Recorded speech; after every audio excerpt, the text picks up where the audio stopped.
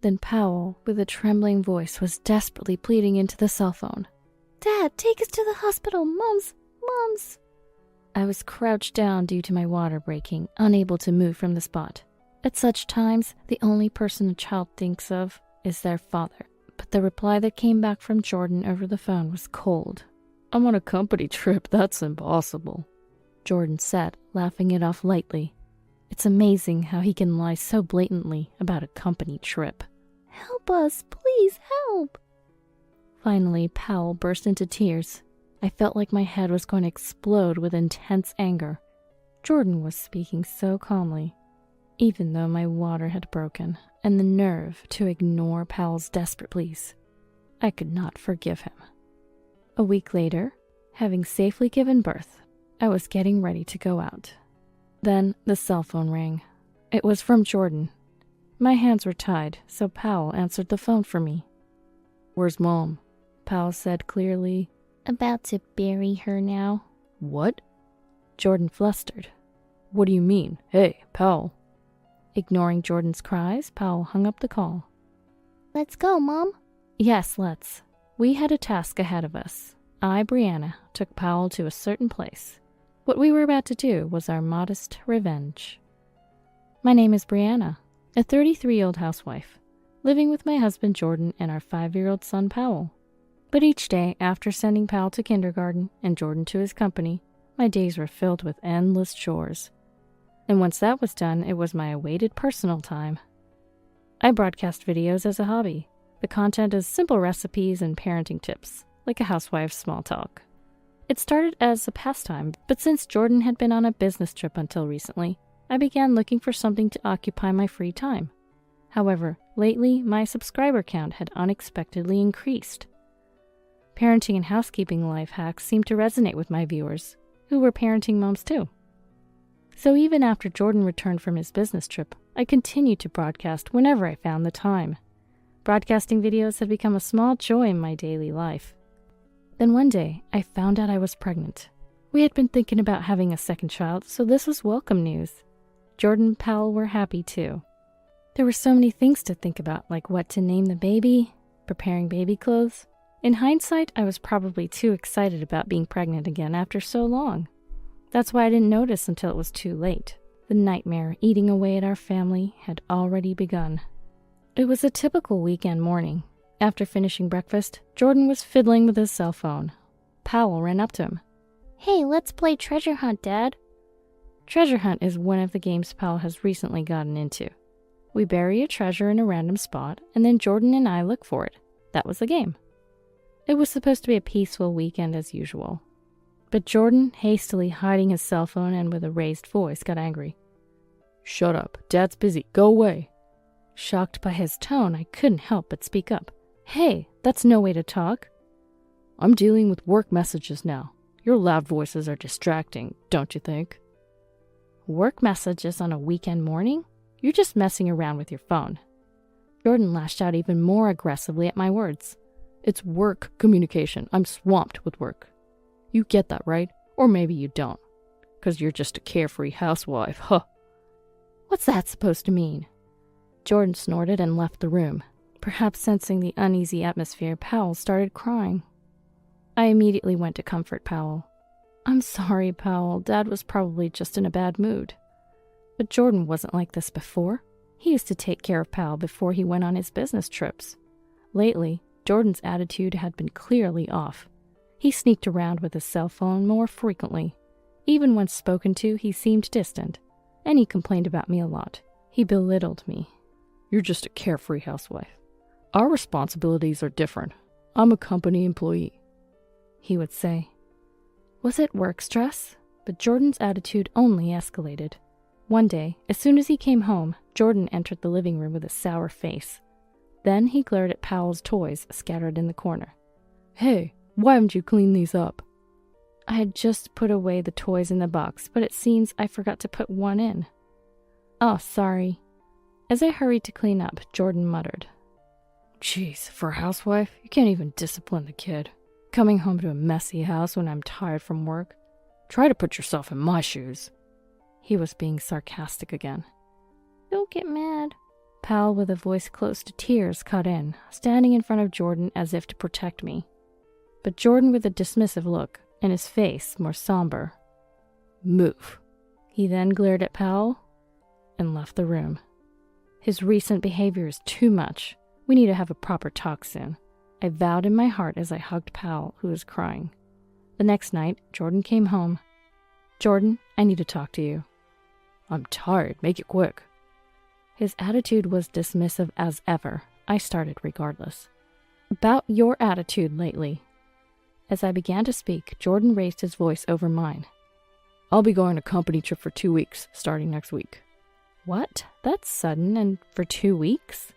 "Yeah, it's more like a trip where the bosses are targeting new clients. Kind of a work thing with a bit of sightseeing. Really a hassle being dragged into this."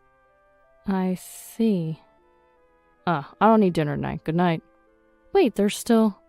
Jordan ignored me and quickly went into the bedroom. We used to chat over a light drink after Powell went to bed, but now there's no hint of such an atmosphere. Jordan locked the bedroom door, not letting anyone in. I sighed, then finished the remaining chores and turned on my computer. I worked on editing a video I had recorded, combining it with narration. It's video editing that I always do. Previously it was simple household tips, but lately it's been mostly about Jordan. I created a series about troubles with my husband, and would say things like, "It feels like my husband has become colder recently." Such content seems to be in demand, with more views than before. Today, I also briefly mentioned my interaction with Jordan earlier. After posting the video, comments started trickling in. "Your husband is terrible. He doesn't understand the wife's struggles." Receiving empathetic comments somehow calmed my feelings, but a particular comment caught my eye. "A sudden company trip? Isn't that an alibi for cheating?" Cheating. I had a faint suspicion, but I was trying not to acknowledge it. I wonder if that's really it. Jordan's recent behavior is filled with inexplicable actions. Carrying an unresolved feeling, I was doing household chores when one day, I was searching for receipts to manage the household budget. Let's see, it should be around here somewhere. After searching everywhere without finding it, I decided to check inside a small chest in the living room, though not expecting much. It's supposed to contain things related to Powell's kindergarten stuff, but maybe something got put in there by mistake. Then the bottom of the first drawer came off. What's this? It was a fake drawer. This chest wasn't made like this originally. Someone had tampered with one of the drawers to make it hard to find. It wasn't me, so it had to be Jordan.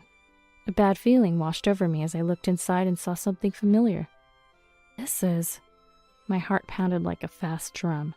After calming myself with a deep breath, I turned on the computer. I decided to urgently post a video. I wanted to hear the viewers' opinions about what I had just found. I had my suspicions, but I needed confirmation. After a while, comments poured in. Reading them, I realized my suspicions were not unfounded. The week started, and it was Monday. Jordan would be away for a while, on the company trip. Okay, then. Powell was at kindergarten and Jordan wouldn't be coming home. Taking advantage of this, I decided to take action. And then the weekend. I was almost ready for whatever would happen when Jordan returned. Thinking this, I was doing household chores one morning when suddenly my stomach hurt. At the same time, I felt a warm flow of fluids down my lower body. Did my water break? I need to go to the hospital immediately. As labor pains surged, I hurried to get dressed in between contractions. Then I packed my bag with my insurance card, a change of clothes, towels, and other necessities. Then a strong pain hit. I could still move, somehow. That's what I thought, but the pain was so intense I collapsed right there. I tried to find my cell phone to call a cab, but it was nowhere in sight. Mom? Powell woke up and missed this. Pal, my cell phone. I pleaded desperately, barely able to speak. Powell, surprised by my state, found my cell phone nearby and picked it up. Then, as if making up his mind, he frantically began to operate it. He occasionally plays games on my cell phone, so he seems to know how to use it. Powell yells into the phone. Help, Mom can't move, she's in pain. It seems he's on a call with someone. The call was on speakerphone by chance, allowing me to hear the other person's voice. Oh, what is it, Brianna? This is not a good time. Is that you, pal? Of all people, Jordan was on the other end. "Dad, take us to the hospital!" Powell pleaded desperately. At such times, the only person a child could think of is their father.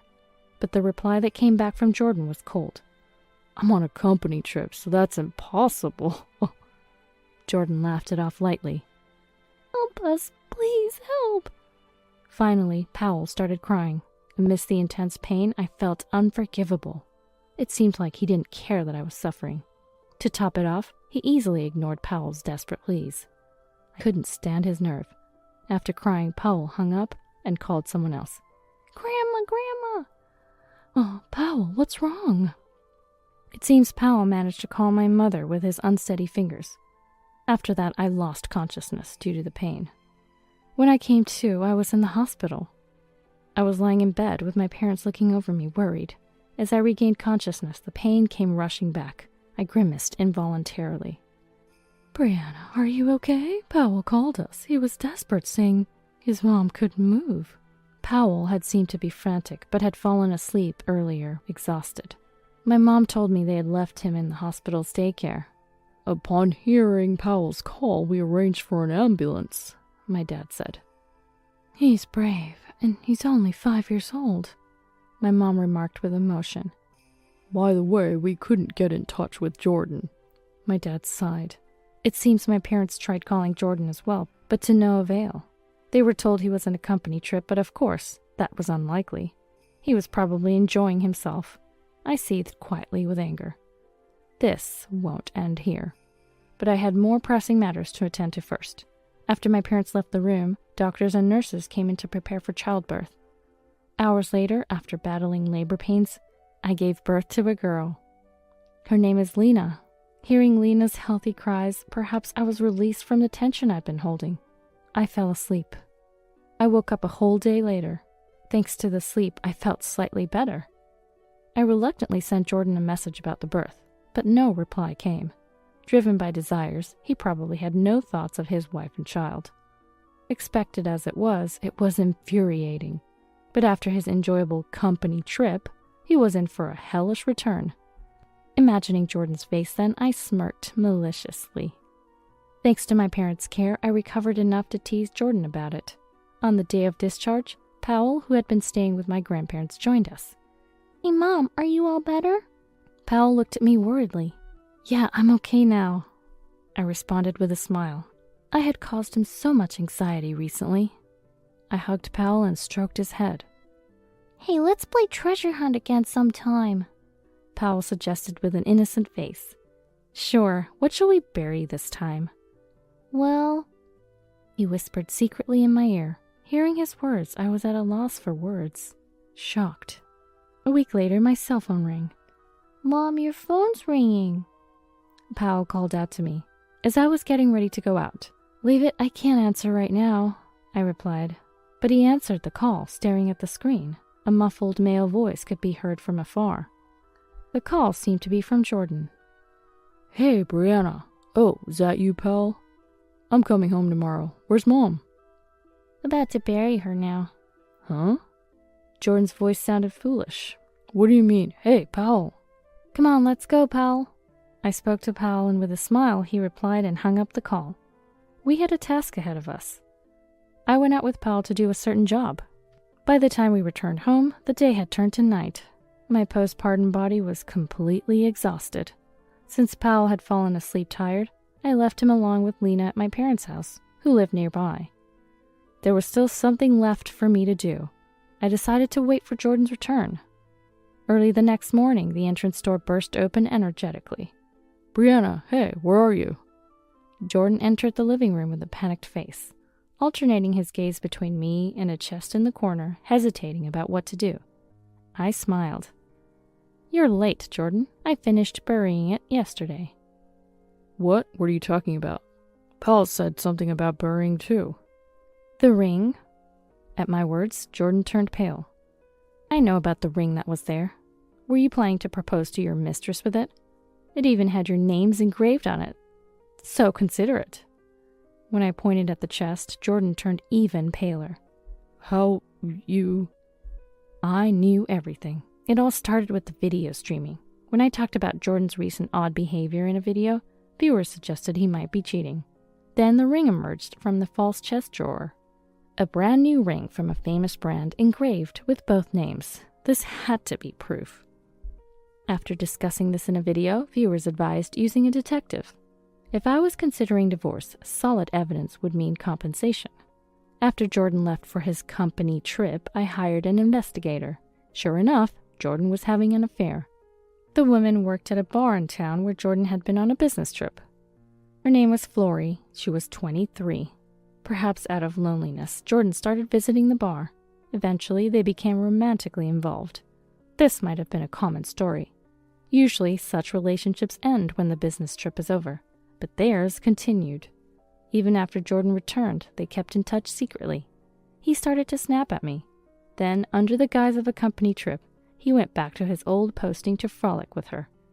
The ring was indeed intended for a proposal to her. How deeply he must have fallen for her. Proposing to another woman while having a wife and child is laughable. Did you rush back because you gave the wrong ring to your mistress and she got mad?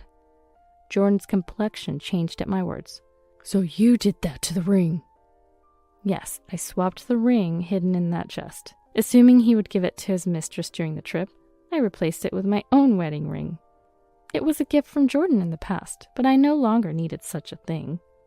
What have you done? The ring size is wrong and has your name on it. Flory was furious. I don't know anything about that. Jordan forcefully opened the chest, searching thoroughly. Where's the real ring? Where did you hide it? I told you, I buried it. What? At my words, Jordan was at a loss for words. Right then, the entrance door opened. Jordan, are you okay? Isn't it over yet? Idiot, don't come out. There stood Flory. I had seen her face in photos given by the detective. But the real person was just a flashy young woman. She had followed Jordan, likely upset over receiving a ring with the wrong name. Jordan must have told her, "It's at home." But unable to stay put, Flory decided to follow him. Such a foolish story came to mind. Huh? This is Jordan's wife? Just an old lady. She laughed derisively, thinking she could win with her youth. The shallowness made me sigh involuntarily. Oh, the mistress Flory.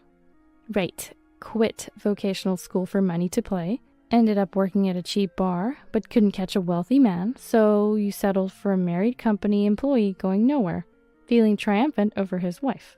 Is that about right, Flory? What? Flory was at a loss for words, hit right on the mark. I had already investigated all of this. In today's age, it's easy to find someone's social media once you know their name. Someone as attention-seeking and spirited as Flory would surely have boasted about her history somewhere. That thought led me to check her social media, and Flory's background was quickly uncovered. Flory became defiant. So what? I'm the one Jordan loves. He proposed to me, and I got the ring I wanted. Just divorce him already. I was planning to divorce him anyway. I don't need someone like him. I had been married to Jordan for 5 years. We were blessed with children, but his cheating during his business trips, his indifference during my pregnancy, and finally, his treatment of Powell and I. There was no point in continuing this marriage after such actions. Ever since the affair came to light, I had already decided to leave him. By the way, aren't you going to look for that very important ring? Where did you hide it? Well, that's not nice to say I hid it. Today, Powell and I went for a walk on the beach for the first time in a while. We played treasure hunt there. It was so much fun. Jordan's complexion changed at my words. You didn't bury it there, did you? Jordan muttered tremblingly, and then dashed outside. Wait, Jordan, where are you going? Flory followed him. I too stepped outside from the entrance. It's about a 20-minute walk to the place where we buried it. Holding my cell phone tightly, I walked briskly. We were headed to the nearby beach. Upon arrival, the two of them were frantically digging around various spots on the sandy beach. It's not here either. Where is it, damn it? It's an expensive ring. What are you doing? Find it quickly. The two looked foolishly panicked. I leisurely filmed the scene with my cell phone. Jordan and Flory were so focused on their search that they didn't notice me filming them from a distance. I couldn't help but let out a laugh at the comical sight. This beach was a place our family of 3 often visited. We frequently played treasure hunt here. Powell would bury treasures in the sand, and Jordan and I then had to find them. The treasures varied, but they were mostly things Powell treasured. Toy cars, plastic dinosaurs, things a boy would like. But today, what was buried was the real ring Jordan intended to give to Flory. When Powell suggested, "Let's play treasure hunt we haven't played in such a long time," I asked, "What shall we bury?" He immediately said, "A ring." I was taken aback, to which Powell responded, "I know, Mom. Dad's been looking at a ring and smiling a lot recently." "What are you talking about?" Powell had been watching Jordan closely. No doubt Jordan had been fantasizing about his mistress with the ring he splurged on. "The ring is important to Dad, right? If we bury it, maybe he'll come back to find it. Maybe he'll return to being the dad he used to be," Powell said, his eyes shining. Powell didn't understand. He didn't realize the ring was meant for someone else. Because his father seemed happy with it, he must have thought it was very important. He hoped that finding it would bring back the kind father he knew. Powell's innocent hope touched my heart, and so we buried the ring in the sand earlier. But Jordan, now desperately searching for the ring, wasn't thinking about his family at all. He was solely focused on not upsetting Flory. As I recorded the scene, I realized I was crying. I couldn't forgive Jordan for destroying our family. It's a harsh reality for Powell, but Jordan will likely never return to how he was. Afterward, I went home to edit the footage. The video of them desperately searching for the ring turned out humorously. Thanks to the sound recording app, I captured the audio perfectly. I blurred the faces of the two and added narration. The history of our family and the treasure hunts Powell enjoyed, and how Jordan's selfish affair led to the family's downfall. Of course, all names were kept anonymous. I finished the video and clicked upload. "I buried the ring my husband intended to give to his mistress," was the title. Immediately after posting the video, the views started to rise rapidly. Comments poured in within moments. "Your husband is the worst. Poor children," were mostly comments condemning Jordan and Flory. As I was reading through the comments, the exhausted duo returned. "We finally found it, buried in such a beach. Our precious ring got all dirty with sand. How are you going to make up for this?" The two were loudly complaining. Jordan was holding the sand-covered ring and a tattered piece of paper. "This paper was buried with it too. It's so dirty." He carelessly threw it into the trash can. "Don't you understand?" I looked at Jordan coldly. I took the paper out of the trash and spread it open. It was crumpled, but it was a drawing by Powell, a picture of a family of 4, all smiling. It seemed he finally realized what was drawn. "Oh." Jordan's face showed a mix of emotions. "This is Powell's feelings. You trampled on Powell's wish for his family to be happy by sneaking around and cheating, neglecting your family. You are truly the lowest of the low. I will never forgive you." The living room fell silent at my loud voice. Flory had a guilty look on her face. I turned to Flory and said, "I won't forgive you either. You break someone's home and stand there as if nothing happened. I will fight against anyone who hurts my children. Until the end." I declared this and glared at them. "Oh, where's Powell? What about the baby?" Jordan spoke in a hoarse voice. It seemed he finally decided to pay attention to his children, but it was too late. "They're at my parents'. And until a moment ago, it was all about the ring, ignoring both Powell and the baby. How dare you even bring them up now? Well, it doesn't matter. You won't be seeing them anymore." "That's outrageous. I'm their father." "Father? After neglecting your children and being busy with your affairs, you think you still have the right? I don't want to see your faces ever again. Get out." Overwhelmed by my fury, the two were clearly frightened. "Let's go, Jordan." "Okay, I'll leave for now. Brianna, I'll contact you once you've calmed down." Jordan and Flory awkwardly backed out of the house and left. This would lead to discussions about divorce. I was determined not to lose. I clenched my fist as if to gather my resolve. Eventually, the divorce was finalized after some time. Despite Jordan's cold head and his wish to reconcile, I ignored him. It was likely just a momentary lapse. He would cheat again. It was obvious.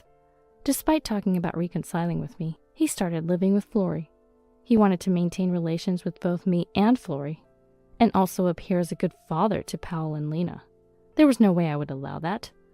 Of course, I demanded a hefty compensation. Jordan desperately asked to pay in installments, but I refused. I demanded a lump sum. There was a concern. The video I uploaded went viral beyond expectation. It was viewed millions of times and spread across various media. Though I blurred everyone's faces, some viewers are skilled at identifying individuals. From the beach scene to reflections in the window glass, Jordan and Flory were identified. Lowest husband Jordan works at South Commerce. Flory, the mistress, is a bartender. She has a history of targeting married clients. Articles like these were created one after another. Once it started, there was no stopping. Jordan's actions became known to his company. Apparently, his work had been neglected because he was frequenting Flory's place during his business trips. He was sent back to this branch for that reason. Moreover, he had used up all his paid leave when he falsely claimed to be on a company trip to Flory's place. He had lied to the company about being sick and got it treated as an absence. Naturally, Jordan was fired. Without his salary, there would be no income. It was a good thing I collected the compensation beforehand. Then there's the child support. This was a concern, but Jordan's parents agreed to pay until Jordan found a new job. Given that Jordan's name had become widely known, it'll likely be a while before he can find re-employment.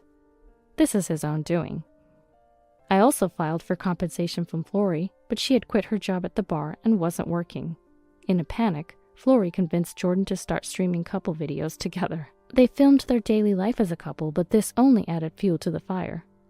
Couple of thieves, the worst. Shameless. Thick-skinned, unbelievable couple. They were criticized one after another and soon stopped streaming. They must have thought it was easy after seeing my video. Trying to earn money without any thought or plan was bound to fail.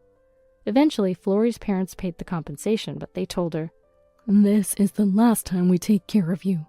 It seems they had given up on her. Jordan had been relying on her, but their attempt at couple videos failing led to constant arguing, and they broke up surprisingly easily. I was amused that their bond was shallow. Initially, Jordan was thrilled to be liked by someone younger, and Flory, for her part, enjoyed the thrill of a forbidden romance. But once the magic wore off, all that awaited was reality. The price they paid for a moment of passion was significant. Meanwhile, my channel skyrocketed in popularity. I received so many inquiries from moms dealing with cheating spouses and was swamped with work. I started getting offers from companies and became active as an influencer.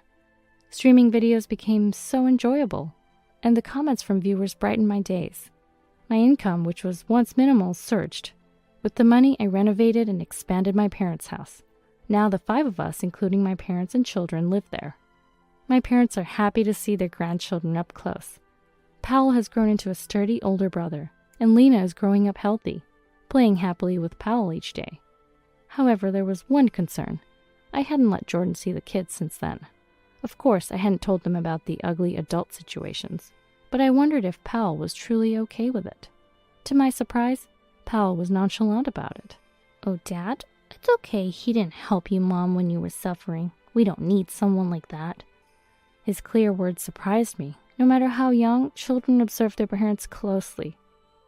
"From now on, I'll play treasure hunt with Lena," Powell said with an innocent smile. I felt truly relieved. Jordan was gone, but in his place, Lena had come into our lives. Seeing the children's lively faces, this joy is irreplaceable. Now, if we could continue to live happily as a family, that would be my greatest happiness.